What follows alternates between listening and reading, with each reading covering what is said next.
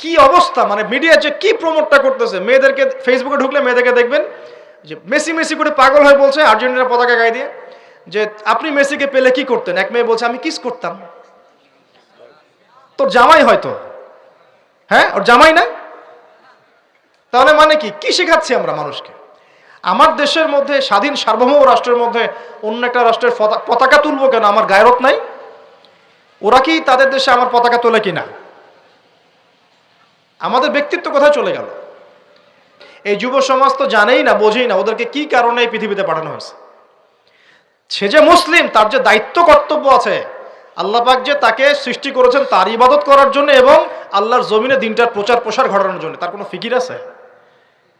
এগুলোকে আমরা টেকনিক্যালি আবার মিডিয়া দিয়ে জায়েজ করার চেষ্টা করছি যে নবী সাল্লাল্লাহু আলাইহি ওয়াসাল্লাম তো দৌড় প্রতিযোগিতা করেছেন, হ্যাঁ, তারপরে মসজিদ নববীর মধ্যেও তো এরকম খেলাধুলা হয়েছে। এগুলো ছিল চিত্ত বিনোদনমূলক। যদি আমি একা একা সকালবেলা উঠে ফজরের নামাজের পরে এই মাঠটাকে 10 রাউন্ড দেই, এটা আমার জায়েজ না জায়েজ? কিন্তু এই খেলাটাকে টেলিকাস্ট করে আপনি হাজার হাজার মানুষের সময় তো নষ্ট করতে পারেন না, তার হায়াত তো নষ্ট করতে পারেন না। এই খেলাকে কেন্দ্র করে তো জুয়ার আসর বসাতে পারবেন না আপনি। এটাকে কেন্দ্র করে তো সমকামিতা প্রমোট করতে পারবেন না। এটাকে কেন্দ্র করে আপনি lakh lakh billion billion dollars খরচ করতে পারবেন না তো। অথচ আপনার পাশেই প্রতিবেশী রাষ্ট্র ইয়েমেন না খেয়ে মারা যায়।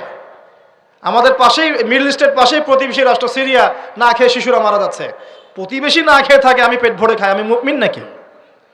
প্রতিবেশী না খেয়ে থাকে আর আমি পেট ভরে খাই, আমি কি মুমিন নাকি? আর সারা বিশ্ব এই দিকে মানুষকে ফোকাস করে রেখেছে। বিশ্বের একটা অংশ এই দিকে ফোকাস করে রেখে তাদের এজেন্ডাগুলো ঠিকই বাস্তবায়ন করছে না। তো রমজান মাস আসে, দেখবেন রমজান মাস যখনই আসে দেখবেন যে নির্যাতন বেড়ে যায় উম্মার উপর।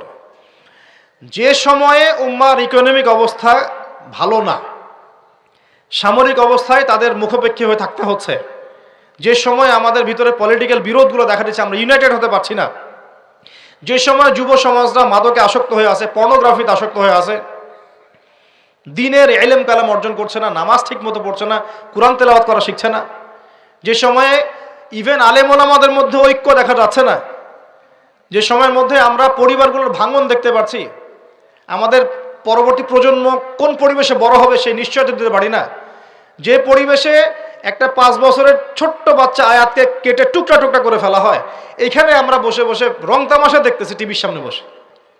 এই সমাজটা পরিবর্তনের দায়িত্ব আমাদের কারো ঘাড়েই নাই? শুধু কি পলিটিশিয়ানদের দায়িত্ব? শুধু কি প্রশাসনেরই দায়িত্ব? আমাদের সবাইকে নাকে তেল দিয়ে ঘুমানোর জন্য পৃথিবীতে আসছি?